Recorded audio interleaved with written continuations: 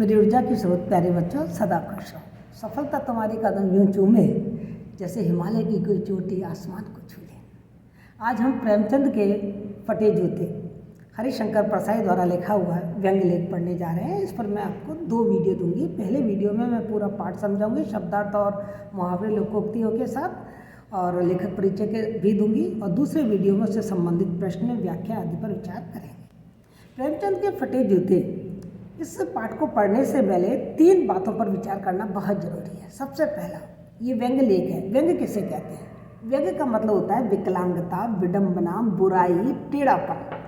मतलब समाज में यदि कोई बुराई है, कोई विसंगति है, कोई नकारात्मक चीज है, तो उस पर कुठाराघात करते हुए ऐसा लेख लिखना जिससे कुछ हास्यपन पे, कुछ रोचकतापन पे, और जिस पर ये व्यंग लेख लिखा जा रहा है वो उस व्यंग को समझ भी जाए, अंदर ही अंदर तिल मिलाए, लेकिन ऊपर से मुस्कुराता रहे और कहीं ना कहीं अपनी इस गलती को सुधारने की उसको दिशा भी मिल जाए, उसे कहते हैं व्यंग लेख। ठीक है, तो प्रेमचंद के फटे जूते एक व्यंग लेख है। ऐसा ही दूसरी बात मैं आपको बताऊं, हरिशंकर परसाई की थोड़ी सी टेंडेंसी बता देती हूँ। यूँ तो मैं पूरा डिटेल परिचय इस वीडियो के अंत में आपको देने वाली हूँ। हरिशंकर परसाई ने कहानी लेखन और व्यंग और निबंध लेखन से अपना जीवन शुरू किया, लेकिन शीघ्र ही वो अपनी मूल विधा व्यंग पर आ गए।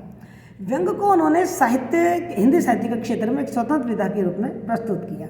मतलब हरिशंकर परसाई का नेचर ऐसा था कि समाज में, चाहे वो धार्मिक क्षेत्र हो चाहे वो राजनीतिक क्षेत्र हो, यदि उसमें कहीं उन्होंने कोई कमी देखी, यदि कहीं कोई नकारात्मकता देखी, कोई बुराई देखी, कोई विसंगति देखी, तो वो उस पर तुरंत अपनी कलम से चोट किया करते थे और कलम से चोट करके कुछ ऐसा लेख लिखा करते थे जिससे कि सामने वाले तक उनकी बात पहुंच जाए। और बहुत लोकप्रिय हुए हरिशंकर परसाई। मतलब ये देख लीजिए कि उनकी रचनाओं के लोग ऐसे इंतजार करते थे कि अब धर्मयुग आएगी और हरिशंकर परसाई का लेख पढ़ने को मिलेगा, साप्ताहिक हिंदुस्तान आएगा और हरिशंकर परसाई का लेख लिखने को मिलेगा। इतने ज़्यादा लोकप्रिय हो गए क्योंकि उनकी शैली ऐसी थी कि जब हम उनको पढ़ते थे ऐसा लगता है जैसे हमारे सामने लेखक बैठा है और अपनी बात कह रहा है।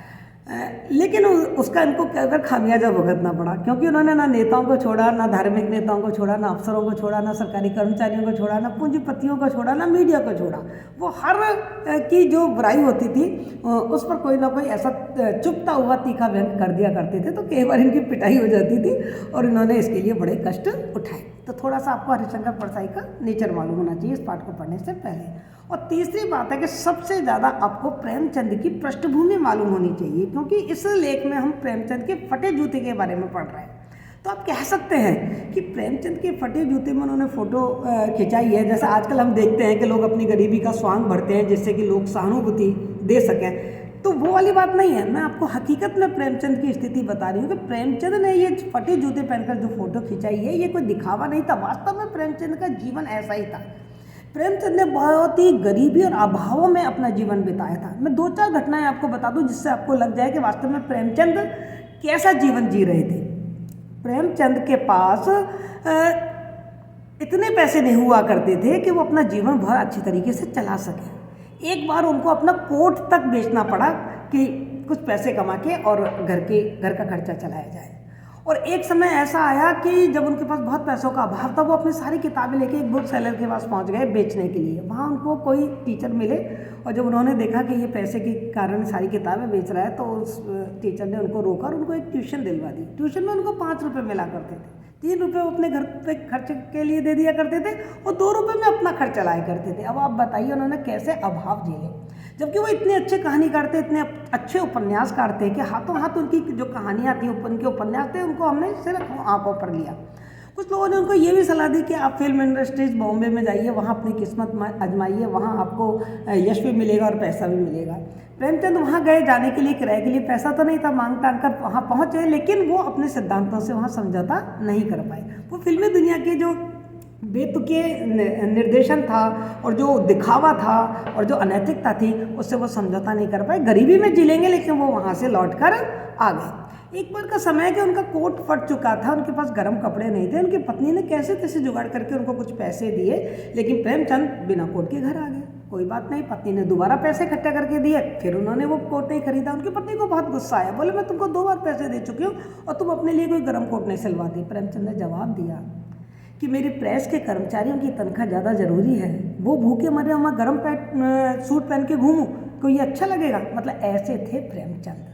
प्रेमचंद वास्तव में जमीन के लेखक थे। उन्होंने अपने कहानियों में, अपने उपन्यास में, हमने पढ़ी है उनकी बहुत सारी उपन्यास और कहानियाँ, गोदान पढ़ा है हमने, तो उन्होंने पूरे जो ग्रामीण क्षेत्र का, जो कृषक का जो जीवन था, किसानों का जो जीवन था, और जीवन को जीवंत करके हमारे सामने रख दिया। समाज की ऐसी कौन सी बुराई है जिस बुराई पर उन्होंने उंगली नहीं रखी, और रूढ़िवादिता हो चाहे अंधविश्वास हो, उस सब पर उन्होंने अपने रचनाओं में बेबाक लिखा।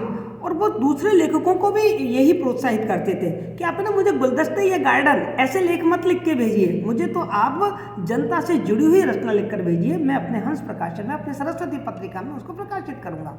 अब आप कह सकते हैं इतना बड़ा लेखक था तो क्या 5 रुपये के जूते नहीं खरीद सकता था? फटे जूते पहन के उसने फ़ोटो खिंचाई। मैं आपको एक बात बताऊँ बेटा कि वो लेखक था, पैसा कमाता था, पर उसका पैसा जाता कहाँ था? जब वो सरस्वती पत्रिका का प्रकाशन कर रहे थे, हंस प्रकाशन, तो 700 रुपये का खर्चा आता था, इतनी तो इनकम नहीं थी। इधर उधर से कर्जा लेकर वो अपने प्रकाशन को चला रहे थे, सिर्फ इसलिए जिससे कि जो नवोदित लेखक हैं उनको एक जगह मिल सके, उनको प्रोत्साहन मिल सके, वो अपनी कहानियाँ और कविता वगैरह को समाज के सामने रख सके। तो उनके पास जो भी पैसा वो कमाते थे, वो सारा का सारा पैसा अपने जो साहित्यिक सेवा होती थी उसमें चला जाता था, और वो अपनी निजी जो आवश्यकता थी उनसे समझौता कर लेते थे। बड़े ही मतलब सामान्य और सादगीपूर्ण जीवन उन्होंने जिया। मतलब इवन देन आप ये और उससे ऐसे महान लेखक की उनके जीते जी हम ज़्यादा कदर भी नहीं कर पाए। कलम का सिपाही, उनके बेटे अमृत राय ने उनकी जीवनी लिखी है, कलम का सिपाही। उसमें उन्होंने लिखा है कि जब पिताजी की मृत्यु हुई और उनका जब अंतिम यात्रा जा रही थी, तो मेरे पास खड़ा हुआ व्यक्ति दूसरे व्यक्ति से पूछ रहा था कि कौन मर गया है? तो दूसरे व्यक्ति ने जवाब दिया, कोई मास्टर था जो मर गया है। बताइए, इतना महान व्यक्ति जिसकी पुस्तकें आज हाथों हाथ बिक जाती हैं, जो हमारे एशिया का एक महान लेखक माना जाता है, हिंदी साहित्य का, जैसे उपन्यास सम्राट हम कहते हैं, जैसे कथा सम्राट हम कहते हैं, वो लेखक ऐसी गुमनाम मौत मर रहा है। मतलब मैं ये तो नहीं कहूँगी पूरी तरीके से गुमनाम मौत मरे, लेकिन देखिए कोई कह रहा है कि कोई मास्टर था जो मर गया। तो मैंने आज ये आपकी जीवनी इसलिए बताई है कि हरिशंकर परसाई ने जो प्रेमचंद के बारे में लिखा है ना, वो कोई कल्पना नहीं है, वास्तव में वो प्रेमचंद की जिंदगी है।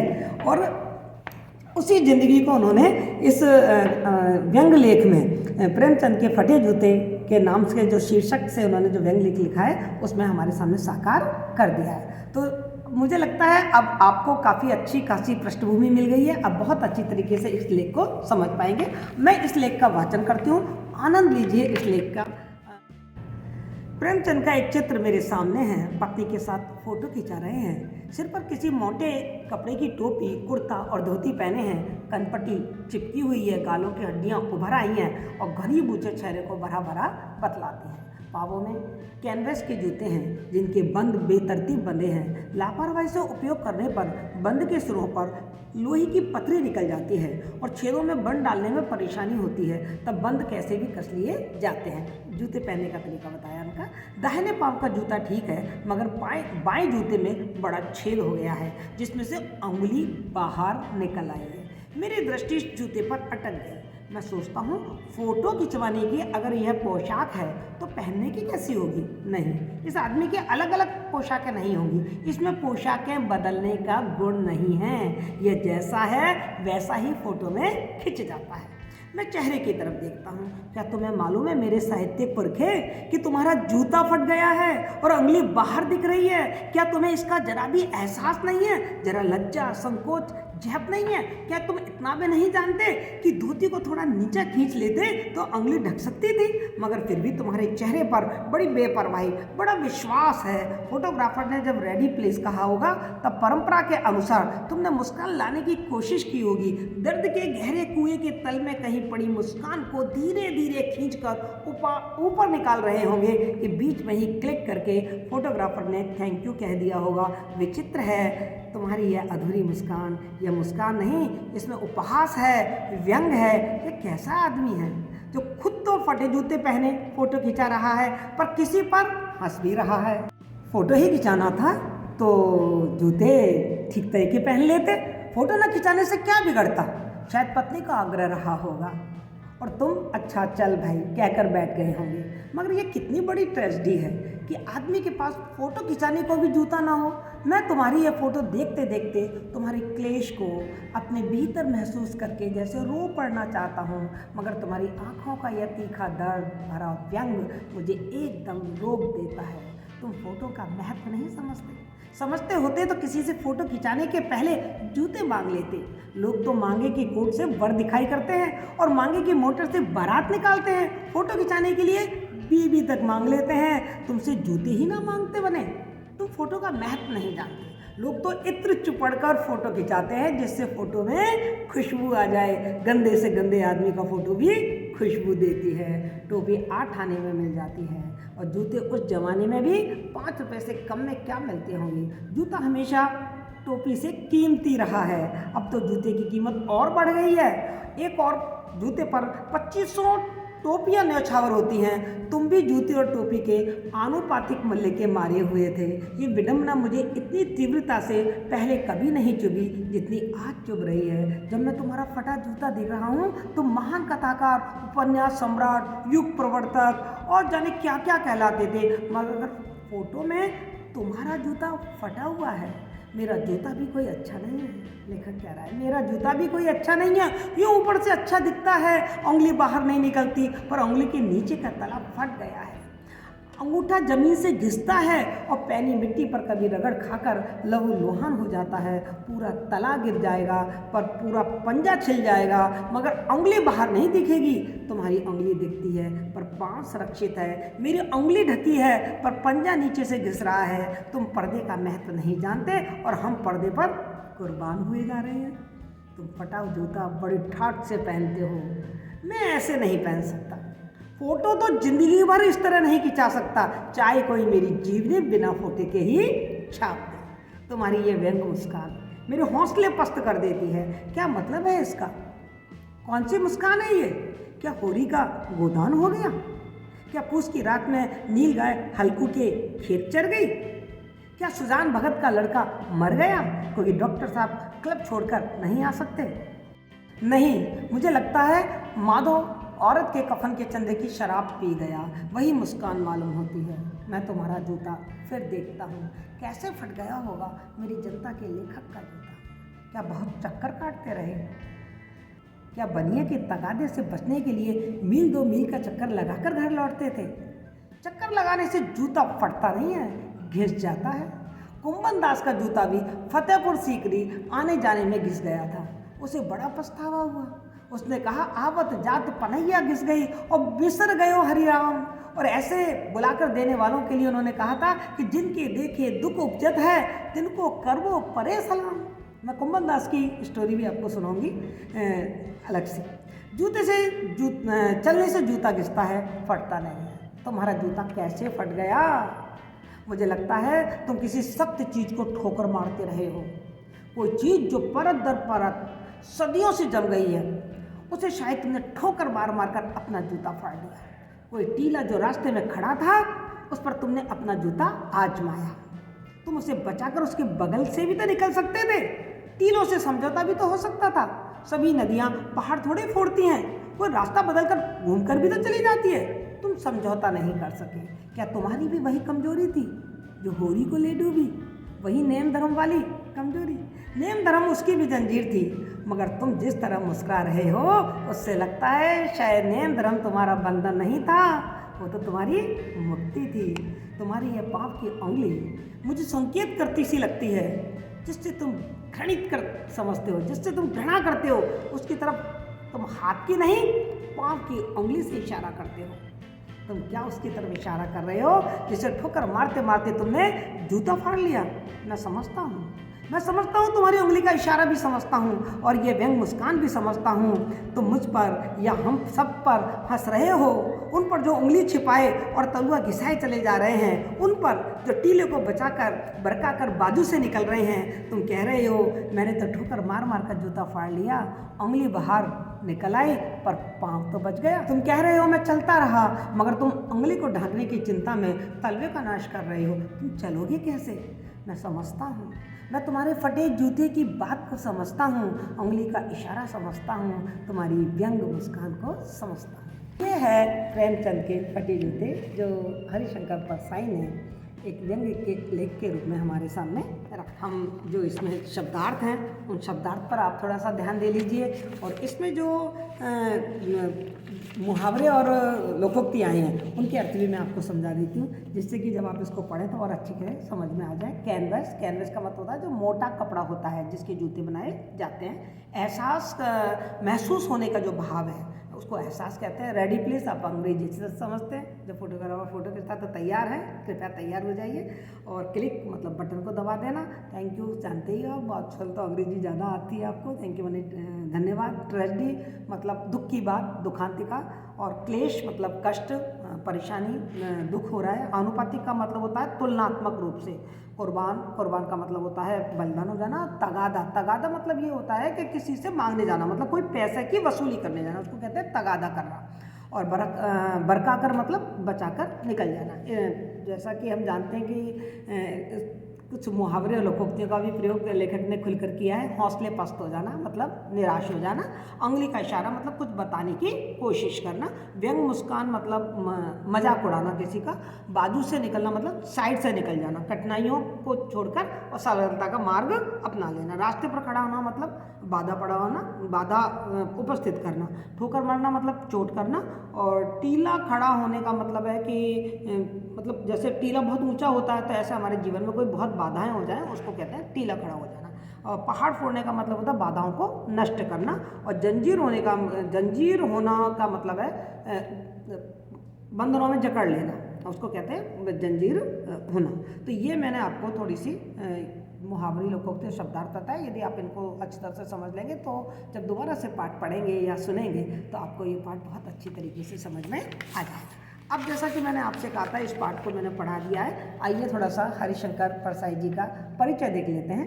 मैं आपको बता दूं कि 1950 के आसपास की बात देख लीजिए कि नई कहानी आंदोलन में जिन कहानीकारों ने अपनी एक नई दृष्टि, एक नई अभिव्यक्ति, एक नई दृष्टिकोण, एक भंगिमा प्रस्तुत करके हिंदी जगत में जो अपनी पहचान बनाई, उसमें हरिशंकर परसाई का नाम सर्वाधिक ऊपर आता है, बहुत ज़्यादा चर्चित है। और व्यंग विधा को उन्होंने गंभीर साहित्यिक विधा का दर्जा दिलाने का श्रेय परसाई जी को और एक उनके साथी और थे शरद जोशी जी, उन दोनों को जाता है। वे हिंदी के अप्रतिम व्यंग्यकार हैं। हिंदी के इस सामर्थ्यवान व्यंग्यकार का जन्म 22 अगस्त 1924 को मध्य प्रदेश के होशंगाबाद जिले के इटारसी के पास एक गांव है जमानी, वहाँ हुआ था।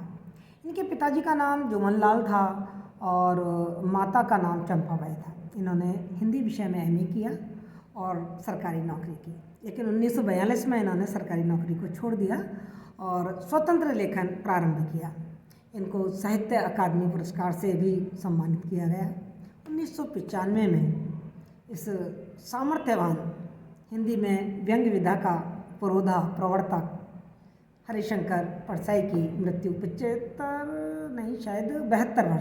72 वर्ष की आयु में जबलपुर में इनकी मृत्यु हो गई। इनका एक कॉलम बड़ा प्रसिद्ध हुआ था। एक न्यूज़पेपर था जो कि जबलपुर और रायपुर से प्रकाशित हुआ करता था, देशबंधु उस अखबार का नाम था।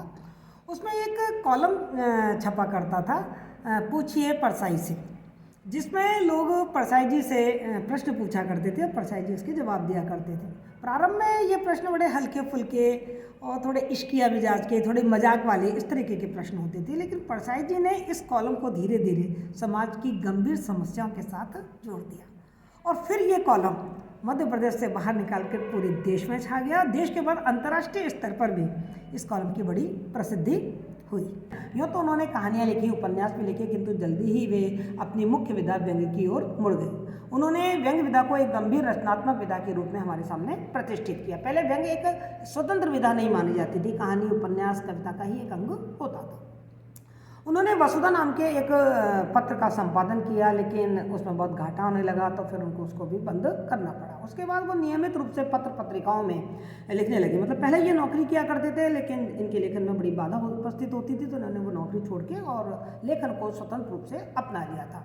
इनके जो व्यंग लेख थे वो साप्ताहिक हिंदुस्तान है, कल्पनाएँ, नई कहानियाँ हैं, धर्मयुग है, सरिता, ज्ञानोदय, ऐसे अनेक जो बहुत ही लोकप्रिय पत्र थे उस समय के, उनमें वो नियमित रूप से अपने व्यंग लिखा करते थे और शीघ्र ही वो पाठकों के लिए एक अनिवार्य लेखक बन गए थे। मतलब लोग उनका बेकरारी से इंतजार करते थे कि हरिशंकर परसाई का व्यंग हमें पढ़ना है।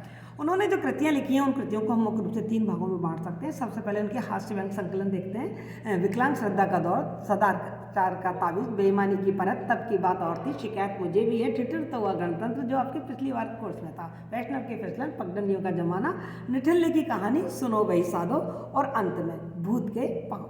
उन्होंने उपन्यास भी लिखे, 2 उपन्यास लिखे। एक लिखा रानी नागफनी की कहानी और एक तट की खोज। उनका कहानी संग्रह हंसते हैं रोते हैं, और दूसरा है जैसे उनके दिन फिरे। लेकिन अपने व्यंग लेख के कारण वो हमारे हिंदी साहित्य में अमर हो गए। उनके जो व्यंग लेखन है, उनकी व्यंग लेखन की जो विशेषता हैं, उन पर यदि हम एक नज़र डालें तो हमें समझ आ जाएगा कि हरिशंकर परसाई इतने लोकप्रिय कैसे हुए अपनी व्यंग विधा के। परसाई एक बड़े सजग और चेतना संपन्न व्यक्ति थे। उनकी व्यंग की परिधि में जीवन के सभी पक्ष आते थे। कोई भी घटना हो, कोई व्यक्ति हो, कोई विचार हो, कोई दल हो, समाज हो, धर्म हो, राजनीति हो, सबको उन्होंने अपने व्यंग का निशाना बनाया। और राजनीतिक और सामाजिक जो पर समस्याएं थी, विसंगतियां थी, उनको तो उन्होंने बहुत ही हमेशा अपने सूली पर, अपनी उंगली पर ही रखा।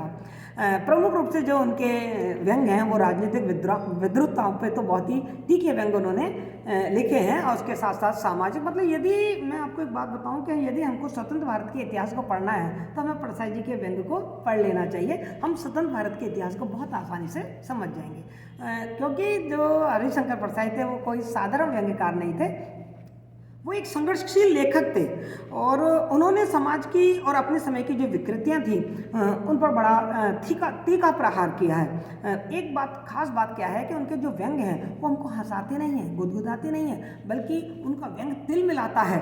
यही उनकी व्यंग की सबसे बड़ी ताकत है।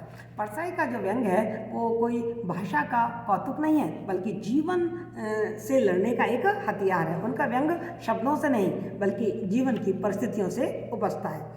उनके वाक्यों में गंभीर और अनेकार्थी बातें उनकी व्यंग्य की खूबी है। जैसा अभी अपन ने पढ़ा टीला होना, तो उसके कई अर्थ निकलेंगे। मतलब व्यंजना शब्द शक्ति है, अनेक अर्थ उनके शब्दों के निकलते हैं। उनके व्यंग्य में जो तीखी धार है, जो पाठक को विचलित करती है, उद्दीप्त करती है और उसे कुछ करने के लिए प्रेरित करती है। मैं आपको यहाँ बता दूँ कि उनका जो व्यंग्य है ना, वो भिष्टी का काम करता है, सफाई कर्मचारी का काम करता है। मतलब उनका व्यंग्य समाज की सफाई करता है, क्योंकि जिस बुराई पे वो व्यंग्य लिखते हैं, जब उस बुराई में लिप्त व्यक्ति उस व्यंग्य को पढ़ता है तो कहीं ना कहीं उसके अंतरात्मा पे चोट लगती है, वो अपने आप में सुधार करने की कोशिश में लग जाता है। परसाई जी की जो भाषा है वो बहुत ही सरल है, सहज है, और उसमें ज़बरदस्त प्रवाह है। व्यवहारिक और बोलचाल की भाषा उन्होंने अपने व्यंग लेख में प्रयोग करी है। तभी तो जो पाठक है जब उसके व्यंग लेखों को पढ़ता है तो ऐसा लगता है जैसे लेखक हमारे सामने बैठा है और अपनी बात कह रहा है। उनकी जो शैली है उसमें व्यंग्यात्मकता ही मुख्य रूप से विधा ही उनकी जब व्यंग है उसमें प्रश्नात्मक और सूत्रात्मक शैलियों का भी प्रमुख रूप से उन्होंने प्रयोग किया है। तो ये मैंने आपको हरिशंकर परसाई की व्यंग की कुछ विशेषताएं बताई। तो क्योंकि ये भी आपके एग्जाम में इस तरीके का प्रश्न भी आता है कि हरिशंकर की साहित्यिक विशेषताओं पर प्रकाश डालिए। तो आज हमने प्रेमचंद के फटे जूते का वाचन किया, उसकी पृष्ठभूमि देखी और लेखक का परिचय देखा। दूसरे भाग के आप फटाफट आप इंतजार कीजिए, मैं दूसरे भाग में लेके आ रही हूँ प्रेमचंद के फटे जूते से संबंधित बहुत इंपॉर्टेंट, परीक्षा के लिए जो बहुत उपयोगी हैं ऐसे प्रश्न लेके आ रही हूँ। मैं उसमें आपको प्रेमचंद के फटे जूते जो व्यंग लेख है उसकी मूल संवेदना बताऊँगी। मूल संवेदना के साथ कुछ मुख्य अंश होंगे, उनकी व्याख्या बताऊँगी। व्याख्या के साथ साथ इस पाठ के आधार पर प्रेमचंद की व्यक्तित्व की क्या विशेषताएं रहीं, उन विशेषताओं पर प्रकाश डालूंगी। और परीक्षा से संबंधित अन्य जो भी प्रश्न, जो उपयोगी प्रश्न हैं, उन सब पर हम चर्चा करेंगे। तो मिलते हैं सेकंड वीडियो में जल्दी ही। Thank you so much.